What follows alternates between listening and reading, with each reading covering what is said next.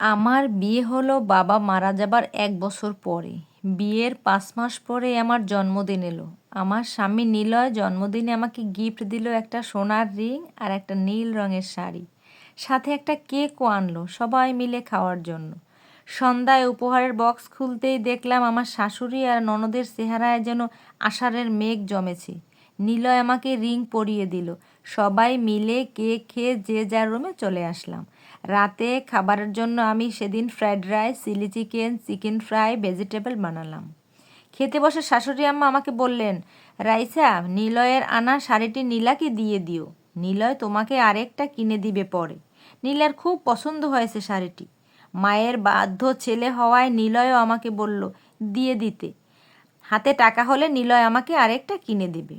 আমার চোখ ভেসে উঠল অনেক বছর আগের সেই দৃশ্য। আমি জোর গলায় বললাম, না মা, এই শাড়ি আমি দিতে পারবো না। এটা আমার গিফট, আমার স্বামী দিয়েছে। আপাকে ওনার ভাই না হয় কিনে দিবে হাতে টাকা এলে। বিস্ফোরিত চোখে সবাই আমার দিকে তাকালো। আমি শান্ত থেকে বললাম, আমার বাবার দীর্ঘদিনের শখ ছিল মায়ের জন্য কচু পাতা কালারের অরিজিনাল একটা জামদানি শাড়ির।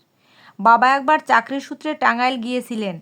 তাঁতিদের হাতে বোনা একটা কচুপাতা কালারের একটা জামদানি শাড়িও বাবা কিনে এনেছিলেন মায়ের জন্য। মায়ের গায়ের রং একেবারে ফর্সা, দুধে আলতা রং যাকে বলে। ছোটবেলায় স্নো হোয়াইটের গল্প শোনার পর আমি ভাবতাম আমার মাকে দেখতে স্নো হোয়াইটের মতো লাগে। বাবা তার শখ করে মায়ের জন্য একটি শাড়ি কিনেছিলেন। কিন্তু মায়ের ভাগ্য খারাপ, অথবা বলা যায় বাবার সাহসের অভাব। বাবা ৩ ফুফুর জন্য ৩টি শাড়ি কিনেছিলেন। দামি এসব শাড়ি দাদি পরে না, তাই তার জন্য সুতি কাপড় কিনে এনেছিলেন। কিন্তু দাদির পছন্দ হলো মায়ের জন্য নেওয়া শাড়িটি। সরাসরি বসে বললেন, আমার জন্য এইটা কেন আনছিস তুই আমির?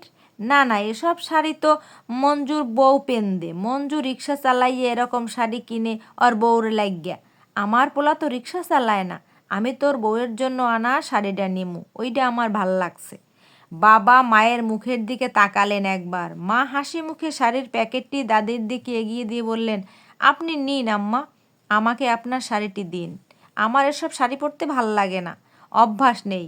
সুতি শাড়িতেই আমার আরাম লাগে আম্মা, কাজ করতে সুবিধা হয়।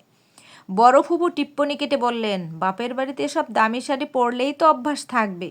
বাবা বলতে পারলেন না কিছু কাউকে। তখন আমার বয়স আর কত, 15 বছরে আমি স্পষ্ট দেখলাম মায়ের বিবর্ণ হাসি মুখ, অশ্রু টলটলে চোখে, আর বাবার পরাজিত মুখ। পরের ঈদে দাদি শাড়িটি বড় চাচিকে দিয়ে দিলেন, ওনার এসব পরতে ভালো লাগে না বলে। বাবা অ্যাক্সিডেন্টে পা হারালেন সেই বছর। মায়ের জন্য আর জামদানি শাড়ি কেনা হলো না। চাচি প্রায় সবসময় শাড়িটি পরতো। সেই শাড়ি দেখলে মায়ের কেমন লাগতো জানি না, কিন্তু আমার বুকের ভিতর একটা ক্ষোভ মাথাচাড়া দিয়ে উঠতো। আমি তখন থেকে আমার দাদি চাচিকে অপছন্দ করা শুরু করি। বাবার ঔষধ, ছোটো ভাইয়ের স্কুলের বেতন, বড় আপা বাবুর দুধ কেনা, ঘরের জন্য নামমাত্র বাজার করা, সবই তো মাস শেষে আমার টিউশনের ৩,০০০ টাকা আর বড় আপার একটা কিন্ডারগার্টেন স্কুলে পড়িয়ে পাওয়া ৪,০০০ টাকা বেতনে হতো। এই টাকার মধ্যে থেকে আমার উপায় ছিল না মায়ের জন্য এরকম জামদানি একটা শাড়ি কেনার। মাঝে মাঝে বাবার ঔষধ শেষ হলে বাবা সবার আড়ালে আমার ২ হাত চেপে ধরে বলতেন, আমার আর ঔষধ লাগবে না রে, তুই কয়েক মাসের ওষুধের টাকা জমিয়ে তোর মাকে একটা জামদানি শাড়ি কিনে দিবি মা। আমার খুব শখ ছিল তোর মাকে এই শাড়িতে দেখব। আমি বাবাকে মৃদু ধমক দিয়ে চুপ করিয়ে দিতাম। বাবা দীর্ঘশ্বাস ফেলে বলতেন, আমি কোনোদিন তোর মাকে কিছু দিতে পারলাম না রে মা। আমি একজন অযোগ্য স্বামী, অযোগ্য পিতা। আমার জন্য আর টাকা খরচ করিস না। বাবার কথাকে আমি পাত্তা দিতাম না। তবে বাবা ঘুমিয়ে গেলে মাঝে মাঝে বাবার পায়ের পাশে বসে বলতাম, তুমি আমার জন্মদাতা বাবা, তোমার জন্যই তো এই পৃথিবীতে আসতে পেরেছি আমি বাবা।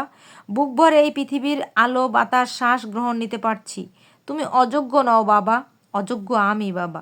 তোমার একটা ইচ্ছে আমি পূর্ণ করতে পারছি না। বাবা মারা গেলেন সে বছরই। সাথে করে নিয়ে গেলেন এক বুক আফসোস। স্ট্রোক করে মারা গেলেন বাবা। মারা যাবার আগ মুহূর্তে আমার হাত শক্ত করে চেপে ধরে বাবা বললেন, মারে, একটা শাড়ি। বাবার সেই অব্যক্ত কথা আমি জানি। বাবা মারা যাবার পর মা নিজেকে মুড়িয়ে নিয়েছিলেন বিবর্ণ বস্ত্রে। ইন্টার পাস করার পর আমার একটা ছোট চাকরি হয়।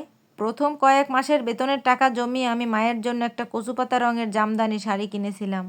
সেই শাড়ি বুকে জড়িয়ে ধরে মা বলতেন, এখন আর কি হবে রে মা এই শাড়ি দিয়ে?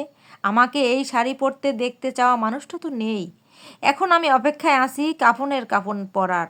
আমার কান্নার গলা দয়া জ্বলিয়ে পকেটে আসতো। মা আর সেই শাড়ি কখনো পরেনি, আমরা আর জোর করিনি। মাঝে মাঝে মাঝরাতে দেখতাম মা সেই শাড়িটি জড়িয়ে ধরে ফুপিয়ে ফুপিয়ে কাঁদতো শুধু। বাবা মারা যাওয়ার 8 মাস পর দাদি মারা যান। মাকে দেখেছি দাদির সব দায়িত্ব পালন করতে সুষ্ঠুভাবে, কিন্তু দিন শেষে একটা দীর্ঘশ্বাস ফেলে বলতেন, তোর দাদির জন্যই তোর বাবা একটা আফসোস নিয়ে দুনিয়া ছেড়ে চলে গেছেন। আমি কখনোই তোর দাদির নিষ্ঠুরতার কথা ভুলব না। আম্মা ভেবে দেখেন এরকম গল্প আপনার জীবনেও আছে। আবা আপনি ভেবে দেখেন একবার আপনার সাথে এরকম কিছু না কিছু হয়েছে। কিছু কিছু ক্ষেত্রে প্রতিবাদ করতে হয় নিলয়। প্রতিবাদ করতে না পারলে আমার মায়ের মতো তীব্র যন্ত্রণা বুকে নিয়ে বেঁচে থাকতে হয়। ভাগ্য কখন কাকে কি করে কে জানে। আমি চাই না পুনরায় এরকম কিছু আমার সাথে ঘটুক। নীলা আপা চোখের পানি মুছে আমাকে জড়িয়ে ধরে বললেন, তোদের দুলাভাইও আমাকে এক জোড়া কানের দুল দিয়েছিল বিদেশ থেকে আসার পর। আমাকে পরিয়ে দিয়ে বললেন, এই দুল জোড়া দেখেই আমার তোমার কথা মনে পড়েছিল নীলা। তোমাকে খুব সুন্দর লাগছে। সব সময় এই দুলটা পরে থেকো, আমি মন ভরে দেখব তোমায়। কিন্তু আমার শাশুড়ির সেটা পছন্দ হয়ে গেল। তোর দুলাভাই ও মায়ের পছন্দ শুনে দিয়ে দিলেন। আমাকে বললেন পরের বার আসার সময় উনি আমার জন্য আরেক জোড়া দুল আনবেন। এমন না যে আমার শাশুড়ির জন্য উনি কিছু আনলেন না। ওনার জন্য একটা গলার চেইন এনেছিলেন, তবুও আমার শাশুড়ি আমাকে দুল জোড়া দেননি। পরের বার তো উনি লাশ হয়ে ফিরলেন রে রাইফা। আজও আমার মনে পড়ে আমার স্বামীর পছন্দ করে আনা সেই দুলের কথা। সেই দুল আমার শাশুড়ি তার বড় মেয়ের ঘরে বড় নাতনিকে দিয়ে দিয়েছিলেন। আজও আমি মনে পড়লে আল্লাহকে বলি, আল্লাহ তুমি বিচার কইরো, আমার স্বামীর শখ করে যে জিনিস আমার জন্য এনেছে সেই জিনিস কেড়ে নিয়ে যে আমার স্বামীর শখ পূরণ করতে দেয় নাই তার বিচার কইরো। আমার বিরাট ভুল হয়েছে, আমাকে মাফ করে দিস। সেদিন যদি আমার বাবা অথবা মা কেউ একজন জোর গলায় প্রতিবাদ করতো, তাহলে আর বাকি জীবন দুজনকে এই আফসোস করতে হতো না। নীলা আপার স্বামী যদি সেদিন তার মাকে বলতে পারতেন এটা আমার বউয়ের জন্য না হয়েছে, স্বামী মৃত্যুর পরেও নীলা আপার সেই আফসোস থেকে যেত না। কিছু কিছু ক্ষেত্রে ছাড় দিতে নেই। প্রিয় মানুষের দেওয়া কিছু ছোট ছোট জিনিসও একান্ত ব্যক্তিগত হয়, যার ভাগ কাউকে দেওয়া যায় না, সে যতই আপনার লোক হোক। সম্পর্কের মধ্যে তিক্ততা এমনি এমনি আসে না। এই ছোট ছোট ব্যাপারগুলো জমতে জমতে মনে এক সময় তিক্ততার মহাসাগর বানিয়ে ফেলে। সহজ সম্পর্ক তখন জটিল হয়ে যায়, জটিল থেকে আরও জটিল।